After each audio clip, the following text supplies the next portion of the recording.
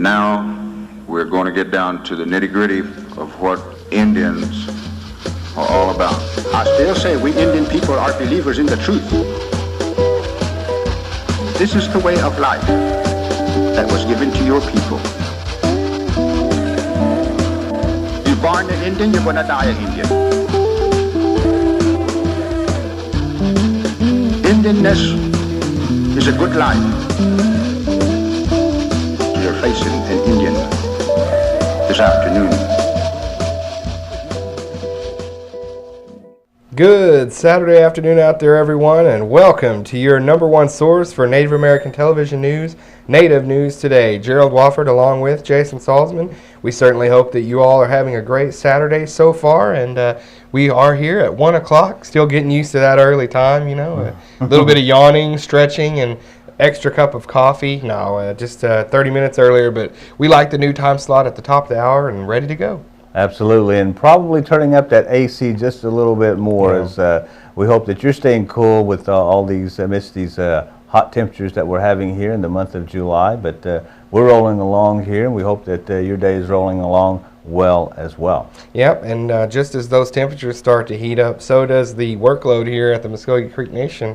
With those temperatures, it seems every year around the summertime we get more story ideas, a lot more people out and about doing things. You'd think they'd stay in a lot more with it being so hot outside, but a lot of things going on throughout the summertime, and we just had last weekend ceremonial of the green corn. I know a lot of our tribal citizens out and about and doing their ceremonial traditions, and it's a wonderful thing. And what was so neat this year was if you needed time off of work to go and get, you know, prepared for the green corn and things like that, that was granted from the administration, the top down. So really a strong sense of who we are and traditionally, and it was really nice to see that for those that participated. Yeah, I think that's the first time that's ever been done. Yeah, it's very historic, and probably something that will continue, I'm sure, as we keep holding as strong as we can to those customs and values here at Muskogee Creek Nation. But lots of news going on as well, things happening around here.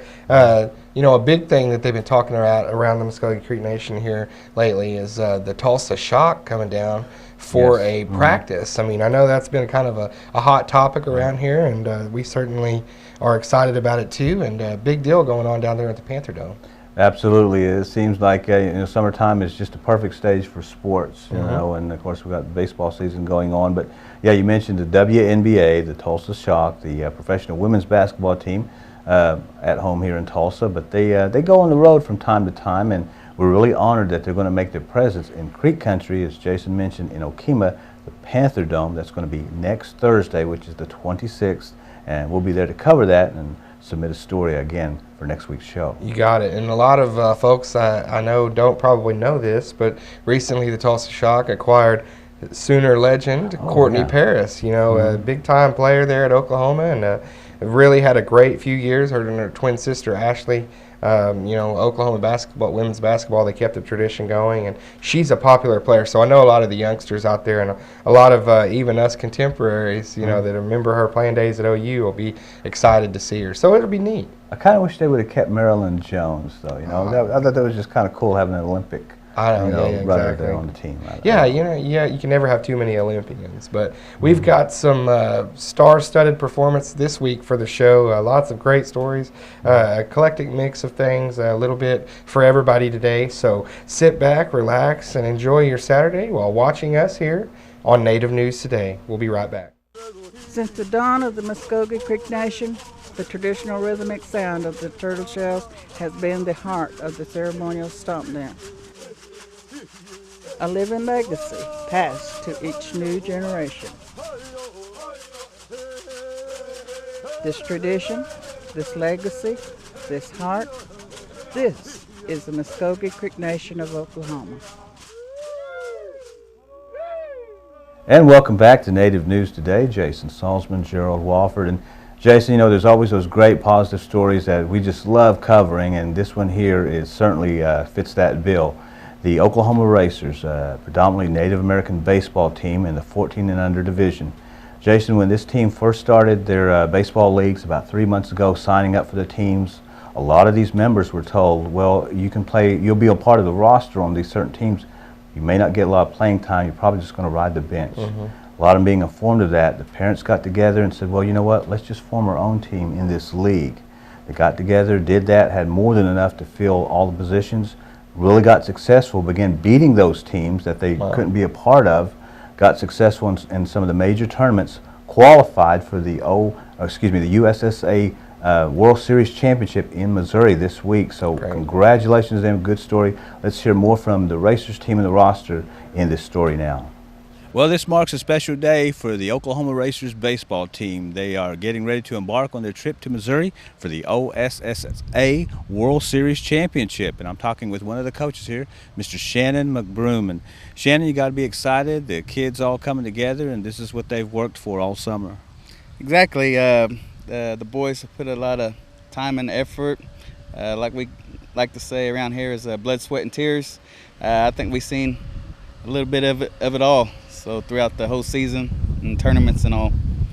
Now, as success has come to this team, more and more people have come to know the story, but there are some people out there that don't know. What has made this team so unique in achieving the accomplishments that they have?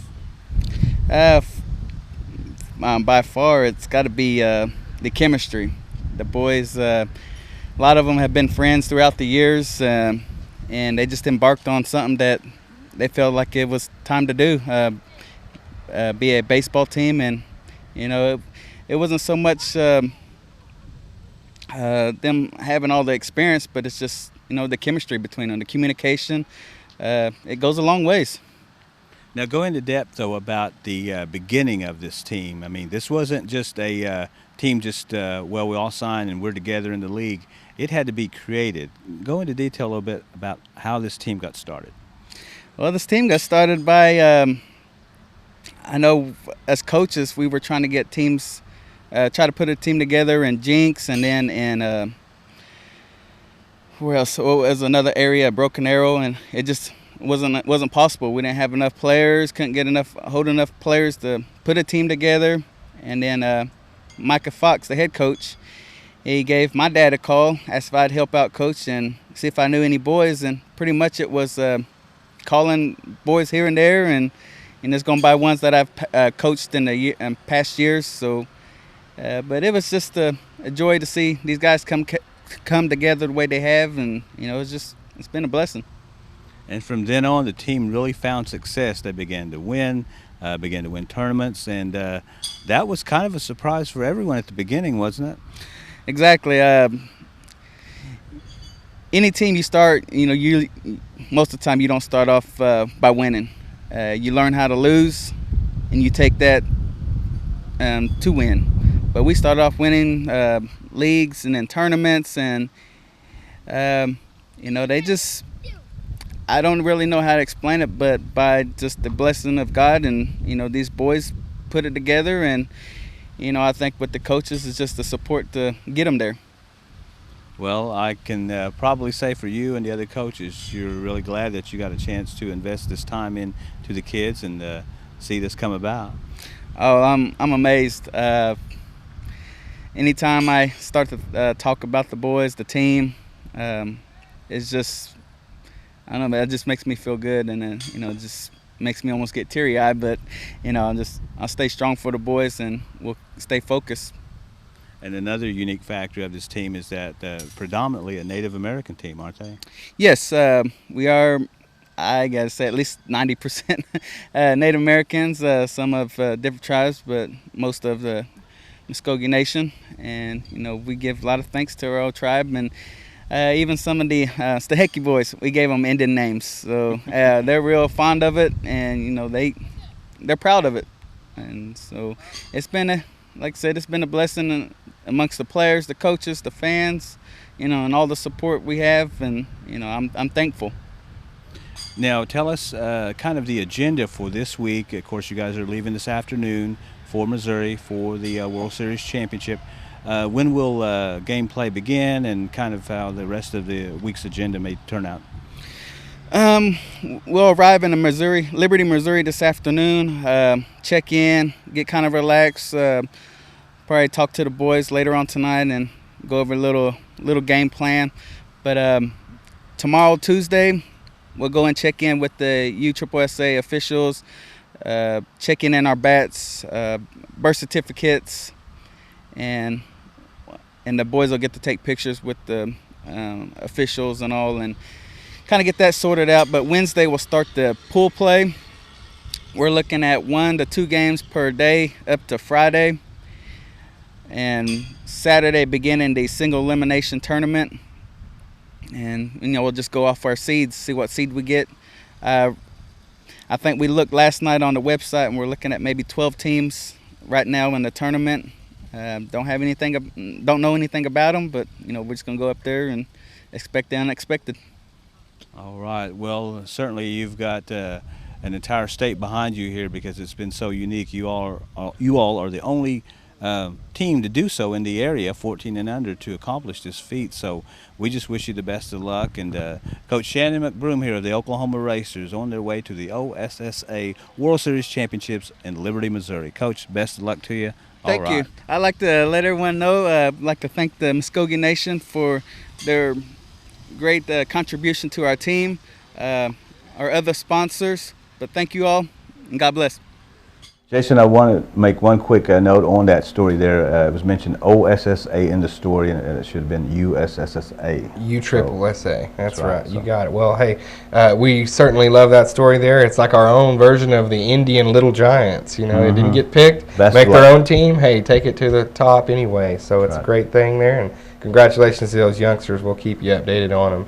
Well, moving right along in the sports, I guess in the sports world, we got to stick with the gridiron because in just a few short months, Gerald, you can hear the Boomer Sooner chants already from Memorial Stadium there in Norman. I'm sure that some of my Oklahoma State folks out there would want to hear, Orange Power or whatever they got going down there at Boone Pickens. So, yes, include them as well. But the football season heating up, and Oklahoma Sooners offensive coordinator Josh Heupel, a very, very busy man these days, getting those players ready in the offseason. Not too busy to come down to the Creek Nation, though. He always stops in Altmoggy, makes this a big stop on his tour, Day of Champions camp at Creek Nation. The Muskogee Creek Nation's Claude Cox Omniplex transformed into a gridiron on June 29th as former OU quarterback and current Sooner offensive coordinator Josh Heupel brought his Day of Champions football camp to the Creek Nation. Heupel and his father Ken started the camps 5 years ago with Josh's 14 Foundation in hopes of giving back to the state of Oklahoma. The staff at the camps includes coaches and players from various colleges, universities, and the National Football League. The camp focuses not just on athletic skills, but also instilling the 4 principles of leadership into the campers: discipline, respect, trust, and hard work. Good. This year in Altmoggy, they also included a fast-pitch softball camp as well. I want to be like this. So turn your toes forward. Heupel mentioned that the Creek Nation camp is usually one of the only ones he gets to attend. So it's a special stop for the Sooner legend, and one that he will continue to make in the future. Well, Jason, we started the stories off there with sports themes, but we do have other stories to cover as well. Yeah, and well, now we'll switch from a little bit staying with the sports, track and field. Now, the relay run that the Muskogee Creek Nation citizens and employees recently got together for to take the reauthorization the VAWA, the tribal resolution, was a part of the 10 days of action. They're wanting to reauthorize this VAWA bill. The House passed it okay, but in the Senate, there were some provisions that weren't included for Native Americans. And the major problem was non-Native offenders were not being able to be prosecuted with Indian courts on Indian lands on crimes against the Indian women. So basically, wanting to strengthen VAWA, bring more attention to the plight of Native American women in this country and what they deal with. So we got together for the relay run, took it to John Sullivan's office. It was a very great event here. On July 2nd, Muskogee Creek citizens and employees participated in a relay run, carrying with them a tribal resolution signed by the principal chief in support of the reauthorization of the Violence Against Women Act. They carried this resolution all the way to Congressman John Sullivan's office in Tulsa. The run kicked off from the tribal complex at 7 a.m. and was organized in coordination with the National Task Force to End Sexual and Domestic Violence Against Women's 10 Days of Action campaign. More than 30 participants ran the 36-mile journey, which was coordinated by MCN employees Shara Ridge and Sean Partridge, as a way to voice concerns that tribal visions were being ignored in the House version of the Violence Against Women Act. The U.S. Senate passed a bill that included special protections for Native women, but the House version failed to include key provisions that could solve the problem of unprosecuted violence against Native women by non-Native offenders on tribal lands. Currently, only the federal government has jurisdiction in these cases.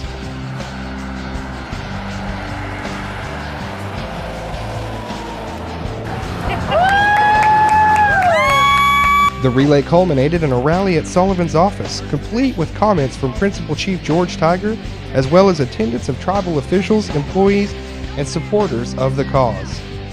Well, Jason, as we steamroll ahead here on Native News Today, we do have other stories to cover as well, and a very important segment that we've shared from time to time here on the show is about the waiting child. Yeah, we've definitely, partnered up with the adoption and foster care program here at Creek Nation. We really believe in finding these children a good home, a loving family. Every child deserves that, no matter where they came from or what the situation is with them. So we have lots of kids in our program right now that are waiting to be adopted, and we started this series and we started off with Desmond, and we got a lot of great response from that video, and we decided to keep this going. And so our next installment, we'll be sharing it with you today. We got to go out to the Muskogee Creek Festival with this young man, 4-year-old boy by the name of Wardell, and he's just popping around there having a great time that day, and it was nice to share some time with him, and we'd really love to see him get out there and find a great home for this little boy. My name is Marcia Gobel, and I'm a caseworker with Muskogee Creek Nation Foster and Adoption Care Program. Wardell is 4 years old. He is shy at first, and then he'll warm up to you. He likes basketball, and he really enjoyed watching the Thunder games. He's like your typical 4-year-old boy. He loves to run, jump, and play. We're looking for like a structured family with a male role model for him. He needs a family with that will give him a lot of encouragement, and discipline by praise is preferable, and he just needs a family with lots of love. If you or someone you know could provide a home for him, the number is 918-732-7869.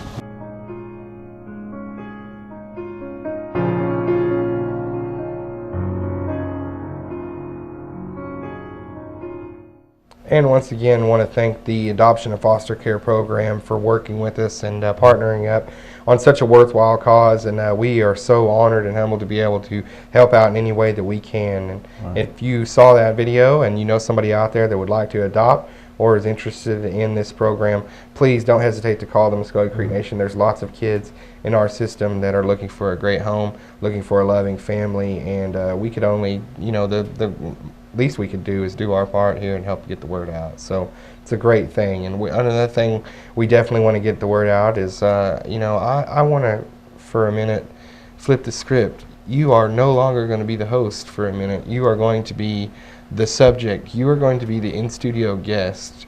And I will now voir dire you about the finer things in Muskogee film. How about that? Okay, yes, Okay. All right, very yes, good. that's right, Jason. We have decided to revive the Muskogee Film Festival. Yes. And the recent tribal acquisition of the Riverwalk Crossing includes the Riverwalk movies. Very nice theater setting there. Blake Smith, which earlier this summer you did a story on him, also owner of the Admiral Twin Drive-In that opened this summer. Well, we have been talking with him, and that will be the host home, if you will, Wonderful. of the Muskogee Film Festival, the first one we've had in quite a while. It has taken on a new identity, and there's another Native American film festival in the area, but however, this one here will stay true to that original name, the Muskogee Film Festival. And we will have it September 25th. That's a Tuesday night. This will be an awards banquet. Jason, what makes this film festival so different than the others we've had previously is we're opening this up to competition. Right. We have different categories for the films. We have Best Feature, Documentary, Comedy, Animation. We're also opening up to the students from the college level, high school, junior high, middle school, and elementary. Yeah. And scholarships are going to be presented to the high school, senior, and the college level as well. And but it will all begin that night, Tuesday, September 25th, with the awards banquet that weekend, which is the 28th and 29th, Friday and Saturday. All the films that are submitted to this will be shown there at the Riverwalk Movie Theater. So we're really excited about it. We're beginning to have this, and we want to plan this to be an annual event. What's neat is that the same organization, program, department, whatever you want to call it, Muskogee Media, that puts on this fine program that you're watching here, is also putting on this event as basically our first big event under the banner of Muskogee Media. So there's that excitement, I think, too. You know, when you think about some of the things that we're getting into that are going to be more modern, and our coverage of citizens is expanding every day. It seems like you're, you know, these are the events that we put on that we're going to really, you know, hang our hat on and be proud of. And I think this is a great way to start it because, you know, you've had some history with this Muskogee Film Festival. You know, one of the first pictures I ever saw on your office when I first came in here was one of you and Wes Studi shaking hands under the Muskogee Film Festival banner on the marquee there. And, you know, that's when I first started asking you about it. So do some of those memories start to kind of flood back and you think, wow, you know, we started it, now we're revamping it? Does it give you a little bit of extra boost? Absolutely. What we really feel honored about this film festival, Jason, and we know it's going to happen this time as well, is that we're going to be presenting these Native American films here in Oklahoma from all over the country that people just normally never get to see. Right. And so it's a chance to showcase the Native talent out there, the directors, the actors, the films as well, and for people to see that you know, Native American filmmakers, there's a lot of them out there, and they're certainly letting their talents be known there on film, and that's what we're really excited about. So bringing this back to Tulsa, having a home for it, a very nice place and everything, we're just hoping for the best. And we could see the next Sherman Alexie, or the next Gary Farmer, or the next Sherwood Ball. You know, I mean, you can go down the line of Indian filmmakers that have done work before, and you get excited about this. And you know, I was thinking about the competition part of it. The judging, are you going to be part of the judging, or is there going to be a panel, or how's that going to work? There will be a panel of judges. I will be one of the judges as well. And so you're saying then that we can't enter the Muskogee, I mean the Native News Today Halloween episodes in the comedy division because there will be a conflict of interest there? Is that what you're saying? Well, a slight conflict. Okay. However, we might still present those, maybe just as an added bonus. Because I'm wondering, you know, the wheels are spinning in my head, and whether or not that the Bigfoot episode could probably take home some sort of comedy award.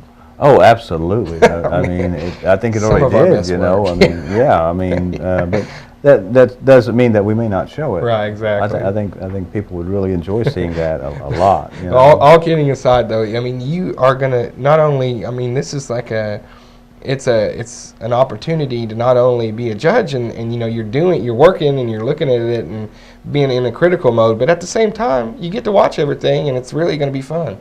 Yeah, it really is. Now, September 14th will be the deadline for all films to be submitted.